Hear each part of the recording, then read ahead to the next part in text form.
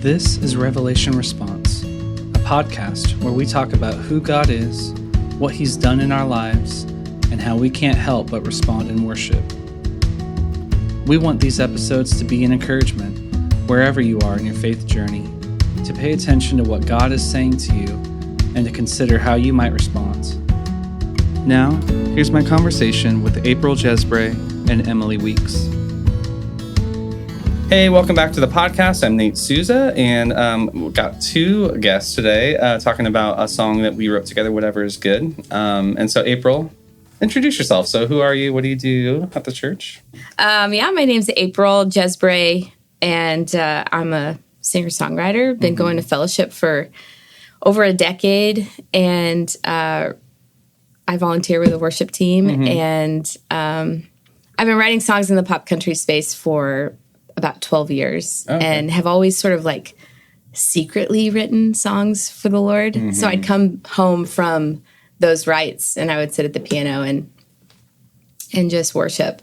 And so it's so fun to be here with you. That's cool. Yeah, thanks for being on. You too, Emily. Hey. And Emily, so I think you have the title of maybe the only one doing a couple of these episodes for season That's one. right. So who I don't knows know where which this one will fall. Yeah. But So I'm Emily Weeks, and I've been going to fellowship for a long time too. I volunteer on the worship team, and I've just been writing songs since, I guess maybe we'll get into this later, but since high school. Yeah. When I first became a believer. Actually, I wrote even as a kid, I think too, but and so now I'm just loving getting opportunities to write with these wonderful people and so many more at church. So it's great. Yeah, it's really awesome to have the writing community that we have at Fellowship, and some are worship leaders like you guys, and some are just go to the church and are awesome writers, that they do that for the day job or whatever. And so, it's been a pleasure to meet as many as we have. Like, I didn't expect that maybe coming into the church, but so we're going to talk about Whatever is Good today, which is a song. It's a good one. What we put out 2021? I don't even know. That. Okay. It was a couple releases We wrote it ago. in 2020. Yeah. Right. The summertime. So it was released in 21, I guess. But before we get into the song, I'm just curious a little bit about your stories about, you both talked about writing from an early age and all that stuff. And like for me, I wrote music that like my mom would listen to, and that was about it, and so it wasn't until I got to Friends Church with Aaron where he said, we're going to write a worship album, and it was like, you're going to write a worship album and I'm going to be next to you. That's how I felt. Like, I was like, I can play guitar, I can, like lead bands, but like writing was so scary to me that I wouldn't get it right, or it wouldn't be like as good as, I think there was a lot of comparison. Like it wouldn't be as good as the songs we do at church. And so I'm just going to like not do it, And so, it took a lot of, I would say, courage maybe is a way to say it, to say like it, and also just like it didn't matter. Like I was going to bring my gift, and it didn't have to be perfect, And so I wonder like what that was like growing up, saying, okay, maybe I can write songs, maybe I have a gift for that, but like, how did that actually come to fruition? I think a lot of people might sit on that and never actually do it. So how did y'all get into it? I loved writing songs from a very young age, and music was therapy for me. Just sort of writing almost poetry in journals and then singing those words was just a way to express myself. I'm the youngest of 4 kids. I felt like I couldn't get a word in or a story in. And so it was my way to sort of feel heard. And I trusted Jesus from a young age. And so I loved singing about who God was. The more I learned about Jesus, the more I was like, oh man, there's so much to say about him. And it can really make my day more joyful when I'm able to worship.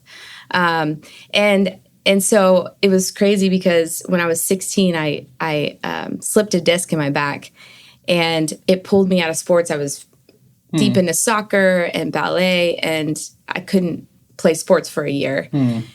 During that time, I borrowed my brother's guitar, learned how to play his guitar, and I played piano from a young age. But that was the time where I really just dove into music. And I know the Lord used that pain and that just plucking me out of the path that I was on to make more space for music. Yeah. And he actually repeated that story in my life.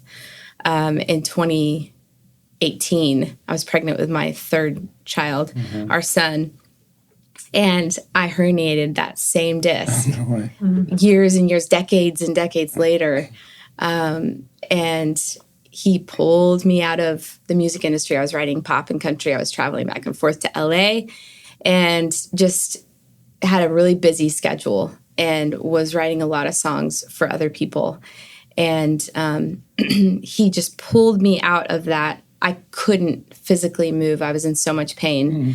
And we have these two other girls, the older sisters, and so here I am laid up in bed. I ended up getting back surgery after that pregnancy. Yeah. But the Lord used that time to realign me to what his will for my life is instead of what I thought I needed to be doing. And he's just like, when I see that pattern, you look in the Bible, there's so many patterns of God's people just doing their own thing. Yeah, totally. And we're reading it and we're like, what are you doing? Right, yeah, the onlookers. Yes. And that was happening to me. And the Lord was so gracious to pull me out of that, that sort of rat race, really, and whispered to my heart and talked to me about, hey, I created you to sing about me and to use your giftings. And your giftings are music and songwriting and singing. And I want you to use all of those to glorify me. Yeah. That's really cool. And I was like, all right, here we go. Yeah. Like the way I framed the question of like, some people sit on that or like we would ignore that. It's cool that like in your story, like God's not letting you do that. Like he's coming back to you time and time again saying, hey, remember this or like make time for this. Yeah. Like that's really cool. And just being like aware of that. Oh man, it's so to that. Yeah. I mean, talk about wholeness and abundance. When we are living out God's calling for us, there is so much abundance in that. Yeah. And there's peace even when it's not going well or quote unquote to the world, not successful. It's like, it's literally about just abiding with Jesus. Yeah. And then the outpour of worship from that aboundness. Just yeah, totally. From that spot. That abiding from that spot. That's so good. Emily, what about you? Like, So I remember understanding the gospel from a very young age. I grew up in the church and, they would, every time it was Sunday school hour, someone would give the gospel and I'd be like, yes, I totally believe that. Like, but then in high school, freshman year, I understood it with my whole heart, actually. And it actually radically changed me. Oh, wow. Like I was, in junior high, a little bit of, I don't know, I've always just been like the why baby. Like, well, why, mom and dad? Why? I have a son and I'm like actually that. still kind of like that. Now I'm like, what's the meaning of the universe? Why? So anyway, the Lord changed my life a lot freshman year. And my parents were musical. And so when I was in middle school, I didn't really want to be like them. So I was like, I'm not musical. I'm into sports and stuff and art, It's like to rebel. Like anything but. Because they would travel and they do concerts in the summers, and I would sell the tapes and the CDs and the shirts and stuff. Gotcha. So I just thought, that's not for me. I'm going to do other things. But it was really interesting as soon as the Lord really got a hold of my life at that age of 14 or 15, all of a sudden songs started coming out again. And as a kid, I would write rap songs. I would write with my friends at recess. We'd pen up some lyrics and all that kind of stuff. And so it was really interesting how then when the Lord got a hold of my life, it came back. And so I really wrote alone a lot. It was a way of processing my faith. And for years and years through high school, college, even when we moved here, I would write alone a lot. It always just seemed like a personal thing. And I knew people, I had friends in Nashville that co-wrote country songs and pop songs and stuff, but for some reason it didn't occur to me. But then through just the providence of God, I got connected with this group of women. I think I had lost some of my song over the years. Just I felt kind of like, I don't know if my voice has a place here. Like there's so many voices. Yes, there are. a lot of you guys probably are listening from all over the country, but here in Tennessee, there's a lot of people that sing and write and play guitar like crazy. Right. And sometimes you're just like, I don't know if my gifts actually, like, do they matter? So I did that for a long season, just that wrestle. But I feel like the Lord also developed my character in that time and was like, hey, I'm going to let you really grow some deep roots and put your identity in me. Yeah. And then at the right time, you just keep writing those songs by yourself. And at the right time, I'll help those to blossom. So I met this group of women that one of the ladies, Christy Nordoff, she kind of saw something in me like right when she met me. And I hadn't had anybody really look at me that way where they were like, you have a voice and you need to use it for the glory of God. Oh. And I was like, what? Like, I think I knew this deep down, but like it's been under the ground. Yeah. And so she was like, yes, and you are going to use your voice for the glory of God. And so it was crazy. Like you just have that nourishing care from someone who has like a shepherding heart, And then there was all these other women that surrounded, and then the Lord provided this opportunity to go to Scotland and write in this castle. And it was like things that had been set in me long ago that had kind of been under the ground started to blossom. And it was really amazing to see that. So now, because of that long season under the ground there, now Nate laughs because I'm always like, we wrote a song. It's like a miracle every time because I was like, at the end of every song, right? I'm always like, we actually wrote a song. Yeah. I love that. Because it's like, it just felt like impossible. Yeah. Like, it just seemed like, how do you do that? Like, and really, it's just the hand of God, like orchestrating things with Nate. And it's so cool. Yeah. So, man, I totally relate, Emily. I feel like the enemy loves to quiet us, right? Anything that he definitely had a little bit of a stronghold on me as far as comparison. You come to this town, Nashville, Tennessee, it's like everyone is a better singer than you. Yeah. And just in the line at Starbucks. That's right. Just those people. That's right. And so it was just like, oh, there's so many reasons not to use my voice. But then when he makes it so clear that he is doing a good work in each of his children, and they each have something to say. It may not be songwriting for most people, right? But for people like us, this is how we share what the Lord has done for us. And so I fully relate to that when you shared that, Emily. Yeah, there's something that you said, April, to me at the end of a song, right, that you probably don't even remember saying, but it stuck with me. And we had written the song, and it was, I think we maybe struggled with finishing it or something like that. And it was like this little off comment that you made. You're like, well, at least it blessed the Lord, And I was like, I kind of like, that was what I remembered from that day was like, that is not true for any other type of songwriting. Like, if this is not released, if this is not a commercial, like, smash hit, then we wasted our time. Like, what were we doing, That's right. That's what the industry would tell you. Yeah. You wasted your time. Next time, write a hit, And all you were saying was, well, that was worship. Yeah. Like, was it not, Worship. And so I was like, okay. And we fellowshipped. Yeah. And we were together, and we sang those words to God for those 2 hours, And it was like, okay, that is an end to itself, and that was such an encouragement to me, just because these songs don't need to be released to be worship songs. That's right. They just need to be sung. That is the coolest. Yeah. That is the coolest. Yeah. And so that gives me a lot of like peace and freedom and stuff like that when I'm writing, because it doesn't need to become anything greater than what it is. And so that takes the pressure. And it honestly takes away the comparison, because of that thought of like, is this better than a Chris Tomlin song or a Pat Barrett song? It's like, doesn't matter. Probably not Pat Barrett's. I'm just gonna real quick, Pat, if you're listening. Yeah, if you're out there. You're my all-time favorite. Right. We know it's not that good. So it's been a journey for me, I think, with songwriting, to get to a point where the songs themselves have a function with our church and with releasing them. But that line between like, you talked about like private worship, like you just go home and play your piano. Yeah. And there's been a song I've been working on for a couple months now that's just me on my phone, like playing and singing it and writing it. And I think I want to finish this. I want this to be a song, but I just like singing it, you know? And like, I remember Carl saying that about Look What the Lord's Done. I just sang it in the shower. I just sang it when I was alone. I just like, this was my heart song to the Lord.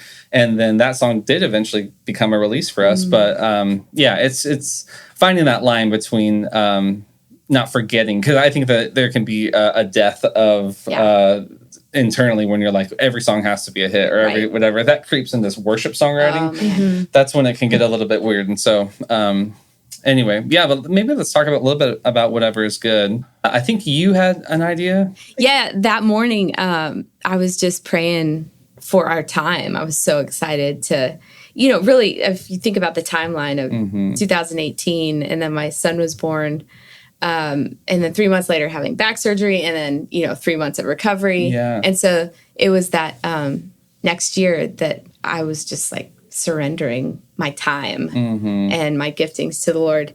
And it was the next day that someone in the music industry, in the Christian music industry, texted me and was like, "Hey, I haven't talked to you in like 8 years. What are you doing?" And then of course, 3 days later, Carl calls me. And I've known Carl for 12 years. Wow. And Carl calls me and he's like, "April, why are you not on our worship team? Like, come serve." And all within 5 days of me offering whatever I have and surrendering it at the, I'm like Abraham with Isaac. I'm just like, okay. I mean, not the same. Wow.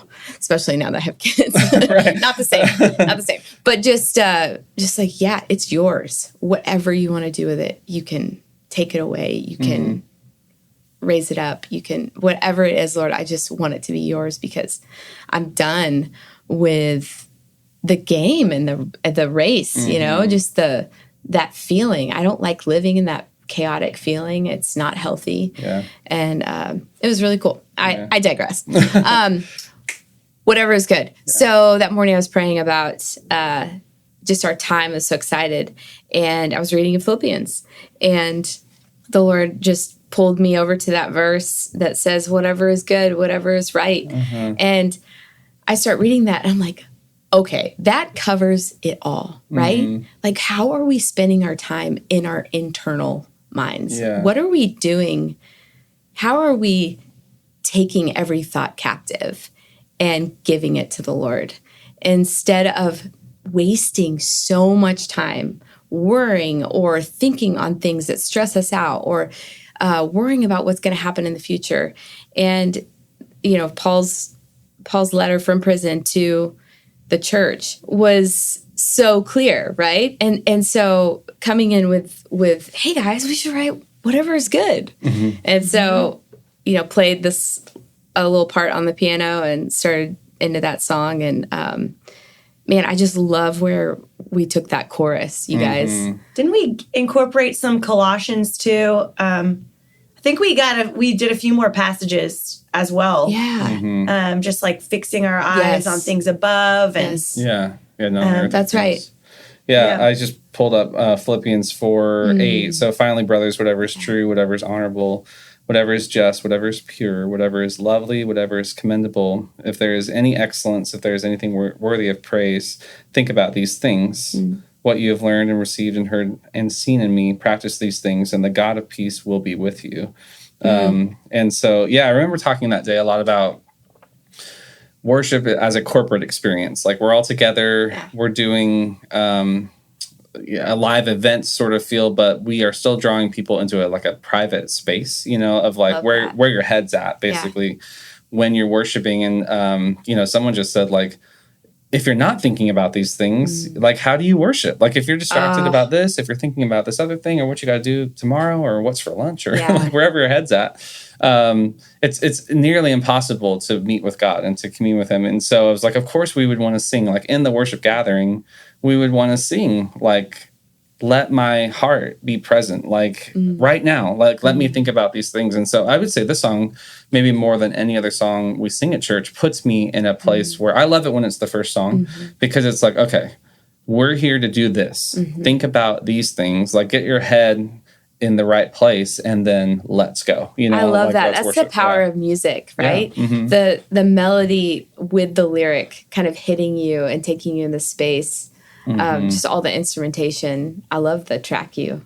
Oh yeah. So, I was going to say, like, when you played that piano hook, I'm like sort of like a shallow worship leader, you know, or songwriter, because I'm like, it doesn't matter what the song says. Like, that's a great hook. It was like, I do remember you saying when that. Nate like was like, Yeah. He was like, yep, that'll be. And then that'll do. Then you threw it on your guitar. Like you pulled that hook onto your guitar. It was very cool. That's like, I'll just play that for 3 minutes. I listened back to our work tape on the way here. Oh, nice. Oh, nice. See, that is good preparation right there. Yeah. And then I was rocking out to Eye of the Tiger, but That was also further preparation. very good. Getting Deeper pumped up. I was gonna say what I really like about the song is I love the inclusion of the mind and the heart, because sometimes those can be disjointed, as we all know. Like sometimes my mind knows what's true, but my heart isn't following. Sometimes my heart feels something, but my mind is distracted, or my mind is believing lies. So true. So I feel like I love that it says, you know, these things, let them be on my mind. Also, let my heart be present. It really kind of connects those two pieces for me when I think about that. Yeah. So, and I think, you know, at first I thought, wow, this is kind of unusual. Like, are people going to connect with a song that talks so much about the mind?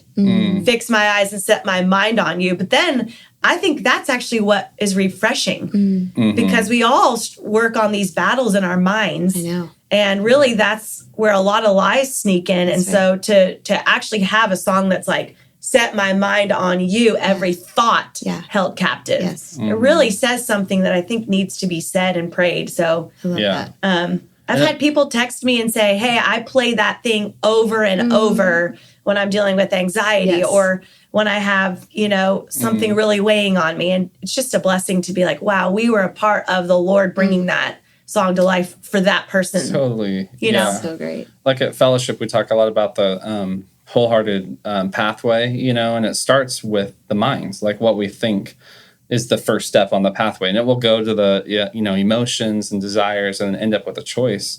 But when you said about lies, like lies exist in that quadrant in the mind. It's the poison is planted there, you know, and so that lie carries all the way through the rest of the steps, you know, and so just to claim it right from the beginning, like I'm thinking about true things, I'm thinking about pure things, I'm thinking about right things. And then that carries through the rest of it to my emotions and all that. Like, that's such a beautiful place to start, especially in a worship service. So. Guys, that bridge didn't come that first day. Let's talk about the bridge. Well, I think we shot out the lyrics the first day, but the melody was, I think I threw out a different melody, which I was like, this doesn't really work for this song, but I'm going to save this for later, but I still haven't used it. I'm going to put that in my We did have an almost, that's right. That's said, coming back to me. You know, I think it came out quickly, let my life be full of Jesus, so there's no room for empty things. And I think Nate shot the second half out quickly too. Yeah. But the melody wasn't quite right. And so we came back together. Yes, that was great. Again. That was interesting. And that's not a typical format for us where we would write a song and then go a couple months, and then I think we just put it on the calendar again, and we said we have to revisit this. Yeah. I remember, so we took that, so at that time we were doing meetings, you know, trying to get the album songs together, what we were going to cut and everything, and I brought that song in its unfinished state, you know, to that meeting, and I showed it, and everyone in the room was like, that is a killer song, like we love that song. I love that. But it's not finished, you know, like, and so could y'all finish it was kind of the thing. And so we ended up going with we released 6 songs that year. This was not one of them. And then I think that's when I pushed us to say, we got to get together. We have to finish it because I think it's Daddy Nick. it's speaking to people, you know, like on our team, like I think it's going to be good for our church. And one of my favorite things that just came to my memory about that song was we wrote it and we rewrote it and we pushed back the release date, and it came out on January, 19th, the week we taught Philippians 4. That is unreal. Do you remember that? Right. And I was just unreal. like, it's That's just a little detail of something like that where it's like, and we huge. didn't plan it. I didn't even know what we would be in Wow. January when we talked in April or whatever. And it incredible. was like, wow, that's crazy. And so, Well, and that's encouraging too, as far as Yeah. sometimes you'll have a special song that's not ready to be finished yet. Like you might even need like some time That's right. to learn something new, or And you're just like, why is it not coming hang out out yet? space, Or and you're just whatever. like, Yeah. is this okay? This is probably never going to be finished, but then you finish it, and now it's the right version of the song. We Yeah. actually hammered out the lyrics. Now they're just right, or Yeah. the sermon it's the perfect timing with the sermon. right. That's something you're really good at, Emily, is in a songwrite. I think there was, maybe it was on this song where you're like, I am the gatekeeper of like things making sense, you know? Do you remember saying that? Because like there comes a frustration with writing when you think you have it nailed. You're like, this is it, guys. You're like, Let's it's do the the word. one. Yeah, Yeah. let's record it. And someone's like, the thing on the, and it's like, oh man. And 9 times out of 10, that's right. You know, like Yeah. that instinct to go back and like fix or to like whatever. Yeah, and I Just always edit. get nervous, like, oh, great, I was a teacher, and now I'm the one with the red pen saying, is that grammatically good? You know?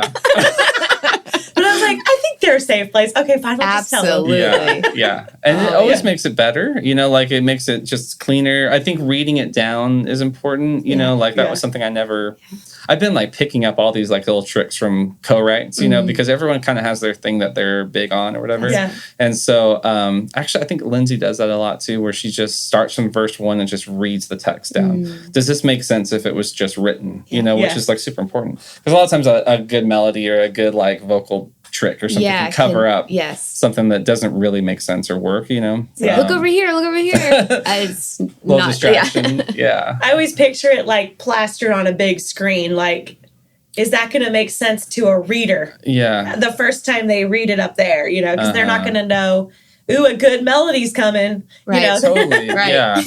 Yeah. Does the flow of the song like, Yeah. actually convey? Yeah.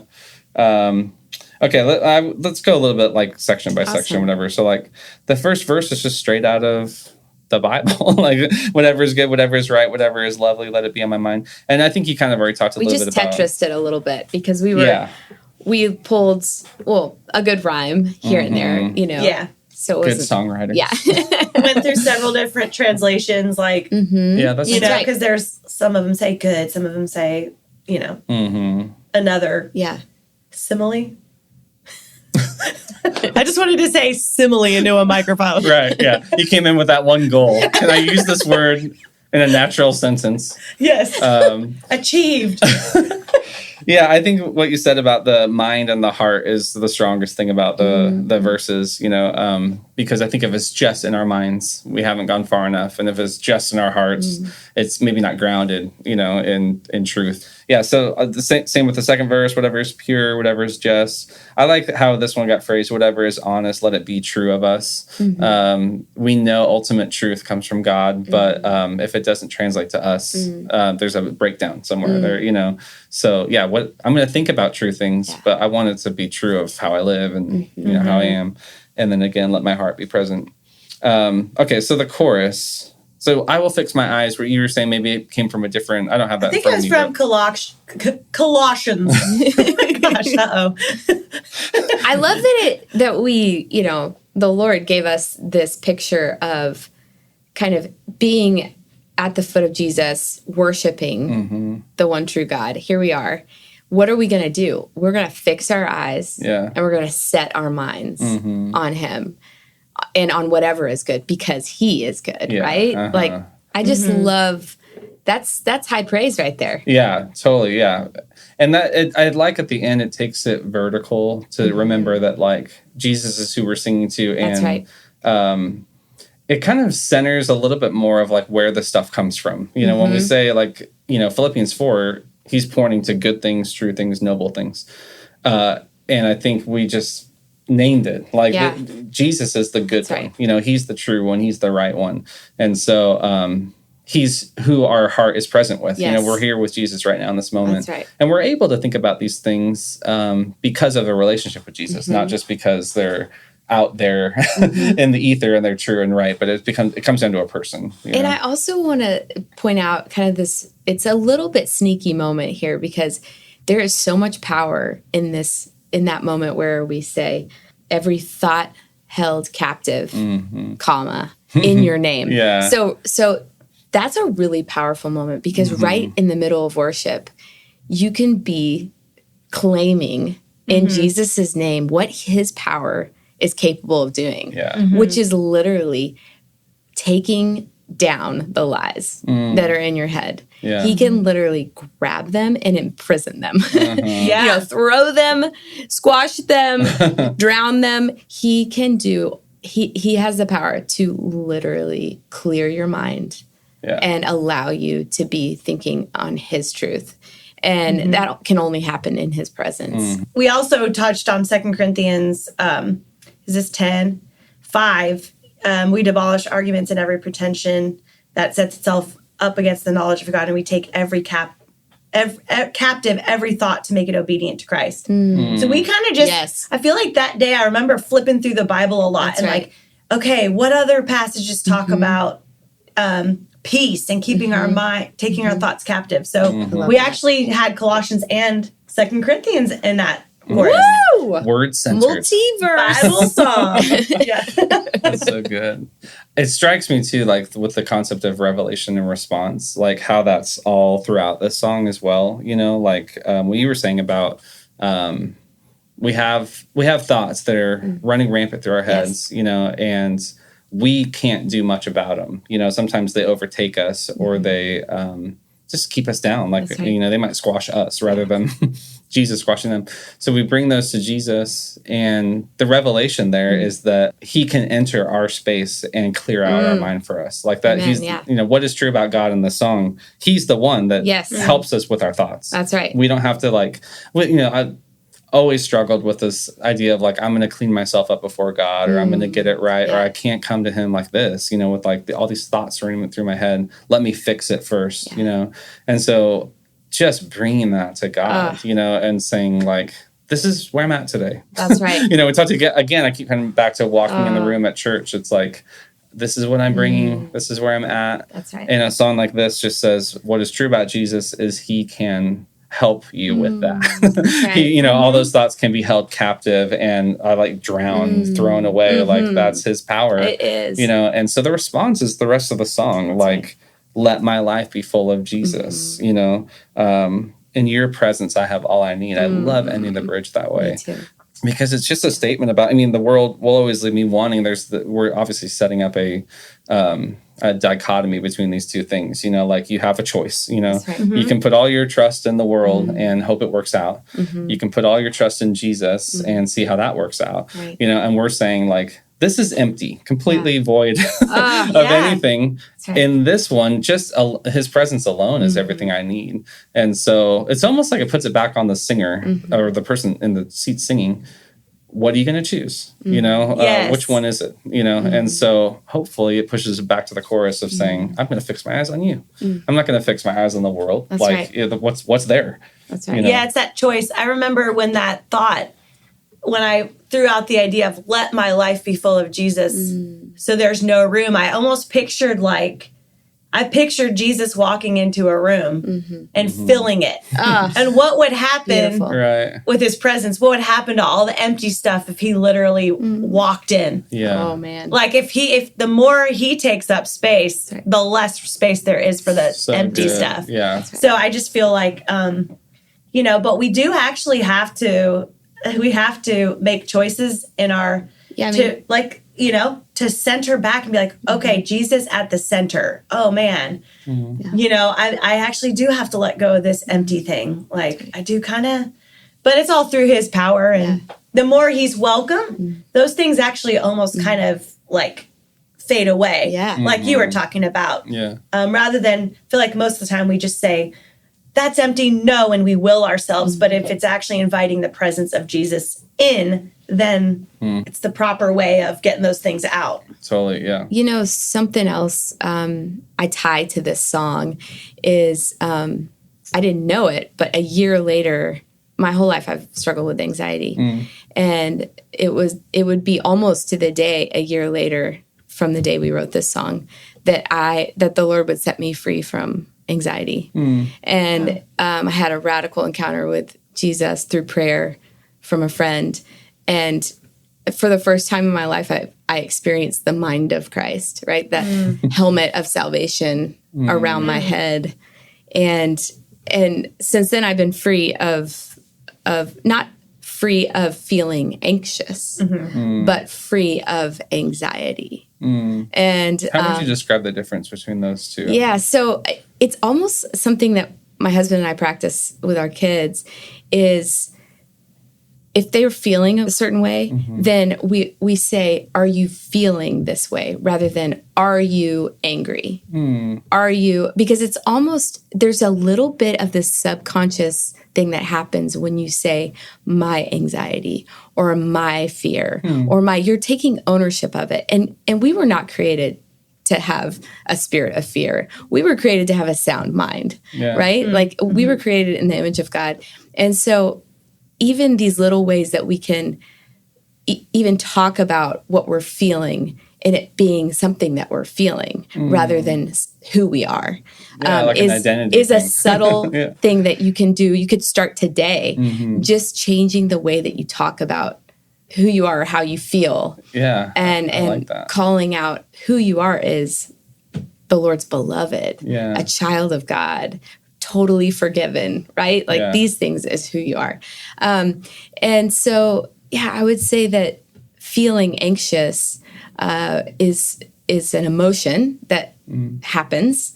But anxiety is this constant Ferris wheel is what comes to me, where you're just like getting picked up and dropped off, and you're spinning and you're rocking and you're staying in this, or you're ruminating on something, and so that's what I experienced before, and there was this whole surrendering, laying down, bringing all of my needs and asking for forgiveness where I needed to ask for forgiveness, and just giving up my ideas. And the Lord was just so faithful. He's so faithful. He just wants our obedience. He wants our surrender. Okay, so like with Revelation Response, we talk a lot about obviously who God is, his character, what he's done, and how that changes us. And we can't help but respond in worship. And so I'm just curious about, your guys' story. Is there anything like today, or just, I would say, things that big parts of your story where you said, okay, I experienced God in this moment, and this was a response that came out, or this is the result, or whatever. My dad passed away 3 years ago, and that really just challenged me to everything that I believed. And my dad is with Jesus. And it's like, wow, we were there when my dad took his last breath, and his spirit ascended into heaven with Jesus. Like that is what happened. And being a part of that moment and seeing that divine moment right in front of my eyes, took me to a place where I had never been with the Lord. I felt how close his kingdom is. It's so close. And what am I doing today for his kingdom? And that's where he just realigned my heart. And for me, it was motherhood. He was like, April, motherhood is your greatest calling. Don't think music is. And don't think that this other stuff is. Don't think this is. And for me, he really pressed that into me. And it's so beautiful because my kids, they all love to sing, leading them in worship, showing them who Jesus is and what the Lord's doing in their lives, and how we're all responding as a family in worship.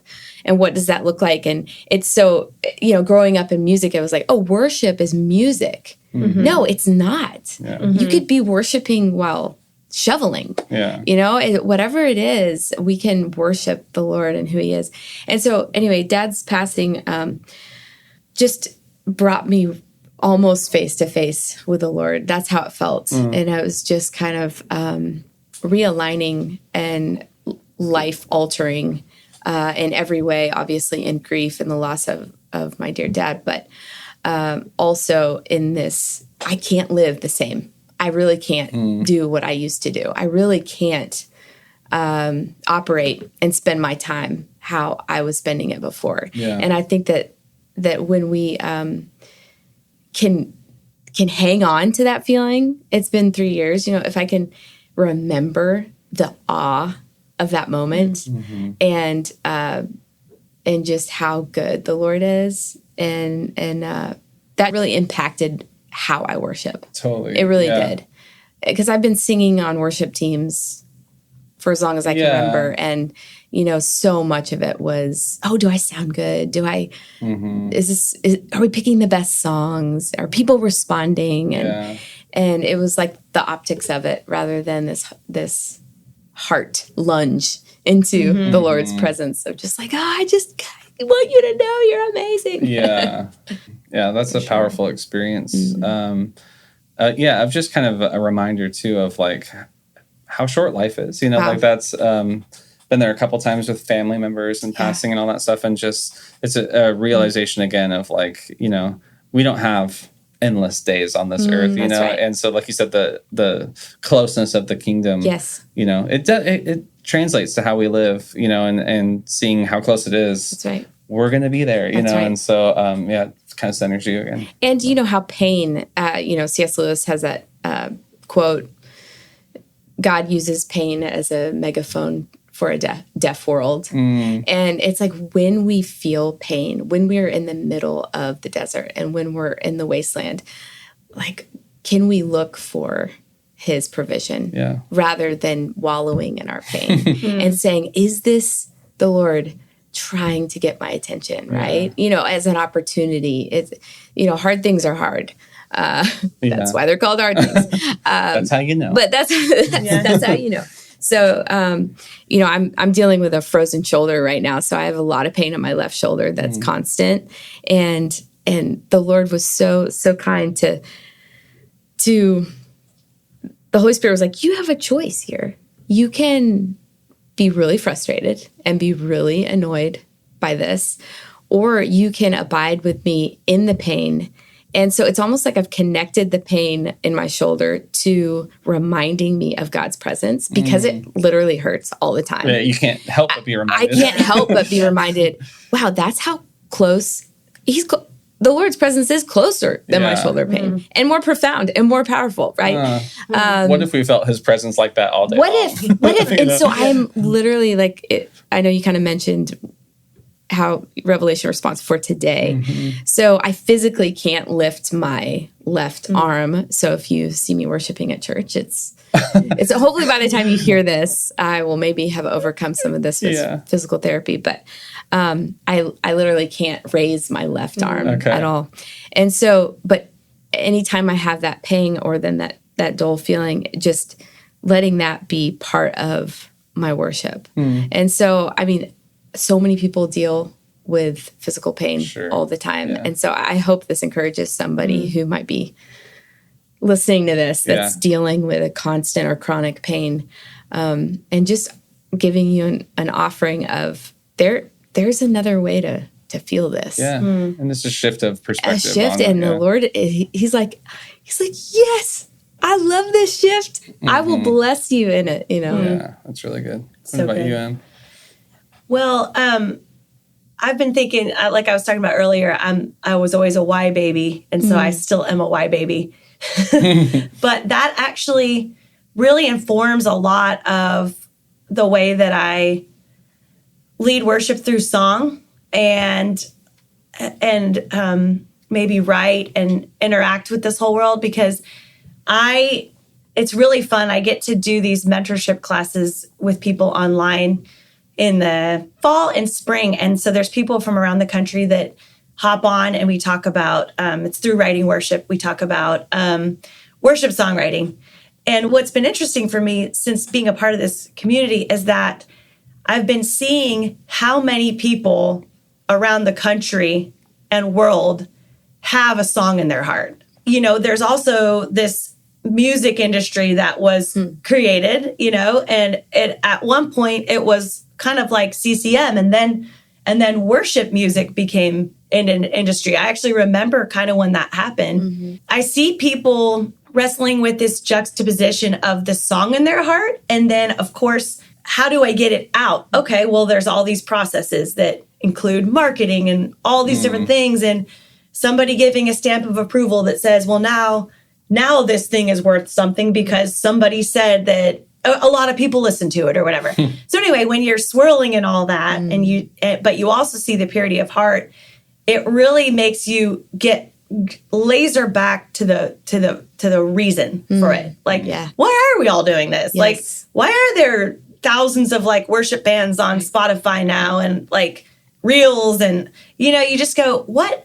And then you got to go, well, why are we doing this? Oh, because Jesus, whether we mess it up with motivations, he is worthy of thousands of songs, millions of songs. Like we could never, like we could never write enough songs to give him glory. For me, that's informing my response. It's like, okay, cool. Yeah, we've decided that we do like a stage and people plug in their stuff and like, you know, we sing pretty and stuff, but like, that's okay. That's all part of it. Like, that's what we do in our culture. But like, if I don't lens in and be like, wow, the one who created the galaxies is listening to this right now. That's unreal. Like that's where I want to be. I want to be able to lens into that. That's right. And then just be a little blip in the story. I mean, it's okay. Like, we're here for a reason. We should maximize our gifts because he put us here with those things. But like, we are just a little blip in the story. And that's great. So why don't we just sing our songs while we're... That's right. And we'll have eternity to try. I love that lyric from Thousand Hallelujahs. Like, I always just sob like a little kid.